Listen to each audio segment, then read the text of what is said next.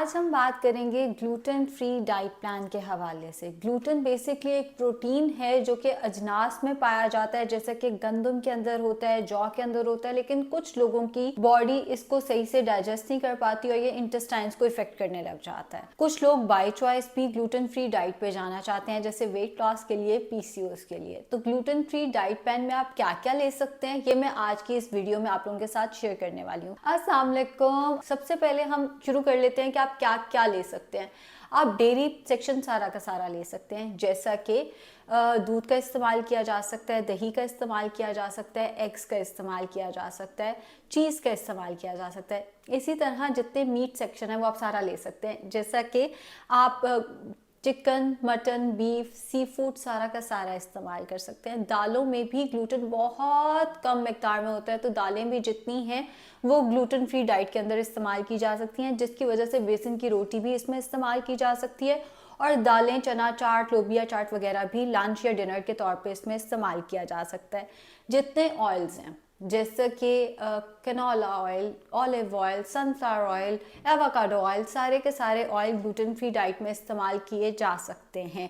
इसी तरह जो आमंड्स, वॉलनट्स हैं, या जितने हमारे पास नट्स हैं या जितने सीड्स हैं वो ग्लूटेन फ्री डाइट में इस्तेमाल होते हैं। बल्कि इन सीड्स की और इन नट्स की तो हम रोटी भी ले सकते हैं। जैसे अगर आप वैसे रोटी नहीं खा सकते तो आप आमंड फ्लावर की रोटी खा सकते हैं, आप कोकोनट फ्लावर की रोटी खा सकते हैं, आप अलसी की रोटी खा सकते हैं।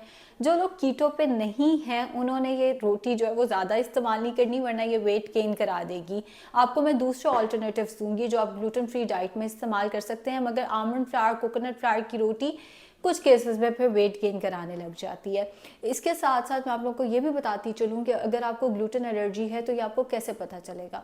मुसलसल पेट में कोई ना कोई मसला रहना, हर वक्त कॉन्स्टिपेशन रहना, डायरिया रहना, पेट में दर्द होना, ब्रेन फॉग होना। अब ब्रेन फॉग क्या है कि आपको समझ ही नहीं आ रही क्या चल रहा है। आप ट्रैफिक में हैं, गाड़ी चला रहे हैं, लेकिन आप सिचुएशन को सही से प्रोसेस नहीं कर पा रहे, आपको सही समझ नहीं आ रही कि क्या चल रहा है इस वक्त पे।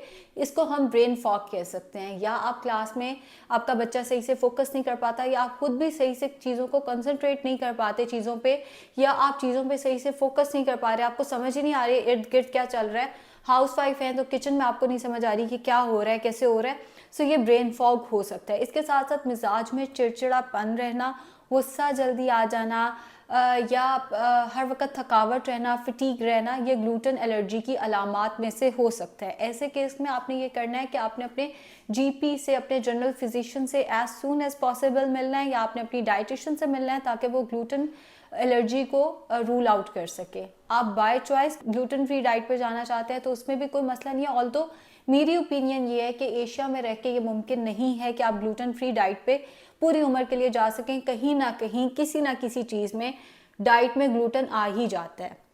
अब किन चीज़ों के अंदर ग्लूटेन मौजूद होता है जो अगर आप ग्लूटेन फ्री डाइट में हैं तो आपने अवॉइड करनी है। ब्रेड के अंदर, अनटिल और अनलेस आप ग्लूटेन फ्री सेक्शन से ब्रेड खरीद रहे हैं।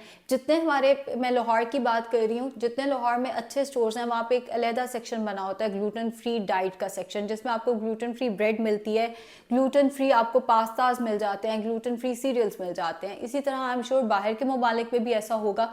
अब जो लोग गाँव में रहते हैं, जिन लोगों के लिए ये चीज़ें अवेलेबल नहीं है, वो ग्लूटेन फ्री ब्रेड नहीं ले सकते, तो उन्होंने अवॉइड करना है। वो ब्रेड का इस्तेमाल, सीरियल्स का इस्तेमाल, पास्ते का इस्तेमाल नहीं करेंगे। स्पेगेटी, नूडल्स वगैरह इसका इस्तेमाल नहीं करना। फिर जो पैकेट के अंदर बिस्किट आते हैं, इनके अंदर भी ग्लूटेन मौजूद होता है। बल्कि जितनी पैकेट की अशियाँ हैं उनमें कहीं ना कहीं ग्लूटेन किसी ना किसी फॉर्म में आ जाता है। अगर आपको ग्लूटेन से एलर्जी है या आप ग्लूटेन फ्री डाइट पे बाय चॉइस भी हैं, तो भी आपने पैकेट की तमाम अशिया को अवॉइड करना है अनटिल और अनलेस उस पर लिखा हुआ है ग्लूटेन फ्री, या आपने खुद जाके पास्ता खरीदा है ग्लूटेन फ्री सेक्शन से। वरना जो आम रूटीन में हमारी मार्केट में या हम ऑनलाइन चीज़ें मंगाते हैं उन सब में कहीं ना कहीं ग्लूटेन किसी ना किसी फॉर्म में आ रहा होता है, वो आप इस डाइट प्लान में इस्तेमाल नहीं कर सकते। ग्लूटेन फ्री डाइट में अगर आपको ग्लूटेन एलर्जी है स्पेशली, तो आपको बुरी तरह से रिएक्ट भी कर सकता है। अब ग्लूटेन फ्री डाइट का एक सैम्पल भी मैं आप लोगों के साथ शेयर कर देती हूँ कि अगर कोई ग्लूटेन फ्री डाइट के ऊपर है तो वो किस तरह का नाश्ता कर सकता है, वो किस तरह का लंच कर सकता है, वो किस तरह का डिनर कर सकता है। गंदम इसमें सबसे बड़ा कल्प्रिट है, तो गंदम का इस्तेमाल नहीं करना। इसी तरह जौ भी एक बड़ा कल्प्रिट आ जाता है, सूजी एक अच्छा कल्प्रिट है इसका। तो डिज़र्ट्स भी कहीं ना कहीं सोच समझ के खाने हैं हमने। बात कर लेते हैं जी प्री ब्रेकफास्ट की। आप नट्स इस्तेमाल कर सकते हैं, आप चिया सीड्स इस्तेमाल कर सकते हैं। नाश्ते में की अब बात करते हैं। देखिए, जो बंदा जौ नहीं खा सकता वो अक्सर ओट्स खाता है। ओट्स में ग्लूटेन होता है, लेकिन ग्लूटेन फ्री ओट्स अलहदा से भी मिल जाते हैं।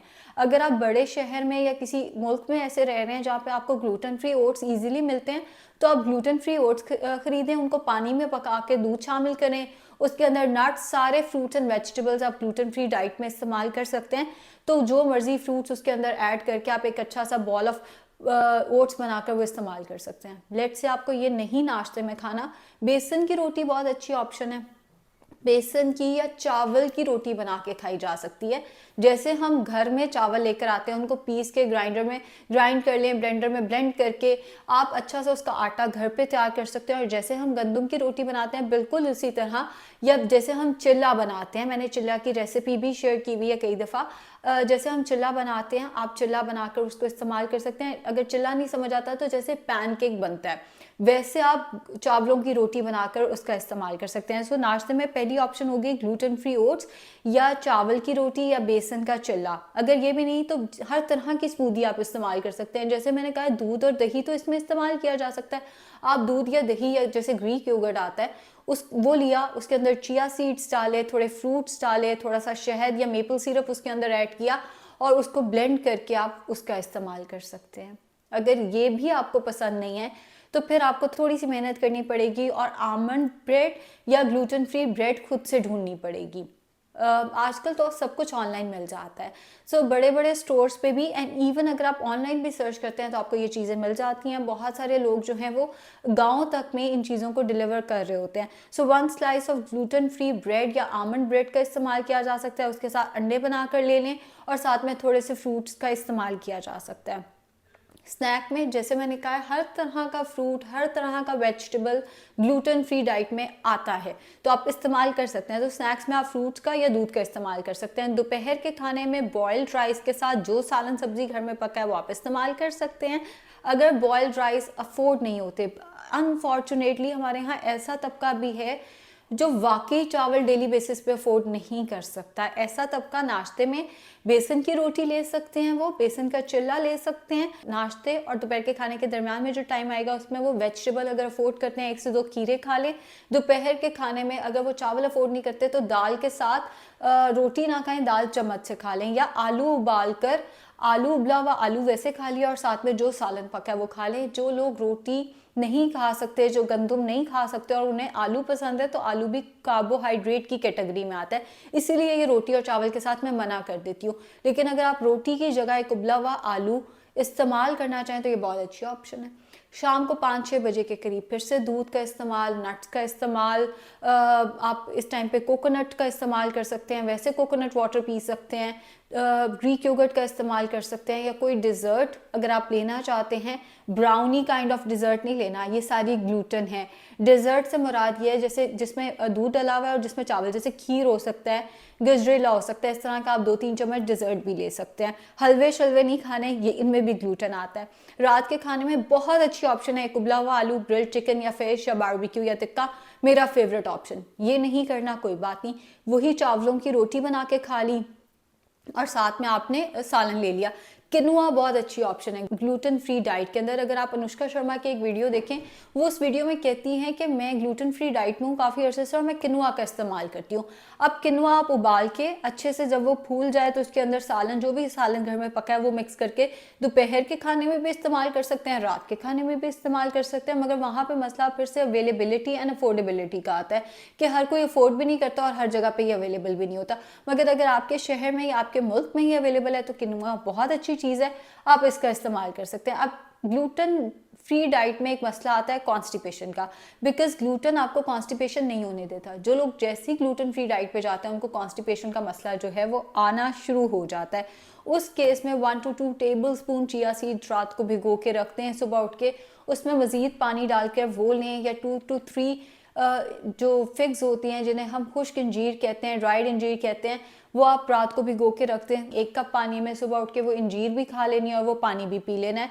ये बहुत बेहतर ऑप्शन है ताकि आपको कब्ज़ का मसला ना आए। इसके साथ साथ अगर हम रोटी की बात करते हैं तो बाजरे की रोटी बहुत अच्छी ऑप्शन है। बाजरे की रोटी भी इसमें इस्तेमाल की जा सकती है। ग्लूटेन फ्री ओट्स की रोटी इस्तेमाल की जा सकती है। जो इस्तेमाल नहीं किए जा सकते वो हैं पैकेट के सारे आइटम्स, जितने हमारे पास हलवा जात आ जाते हैं। मल्टीग्रेन आटा इसमें इस्तेमाल नहीं करना, उसमें भी कहीं ना कहीं गंदम होती है। जौ इसके अंदर इस्तेमाल नहीं करना। बाकी बाजरा आप इस्तेमाल कर सकते हैं। किनुआ की रोटी बना के खा सकते हैं, चावलों की रोटी बना के खा सकते हैं, बेसन की या किसी भी दाल की रोटी बना के खाई जा सकती है। शुक्रिया।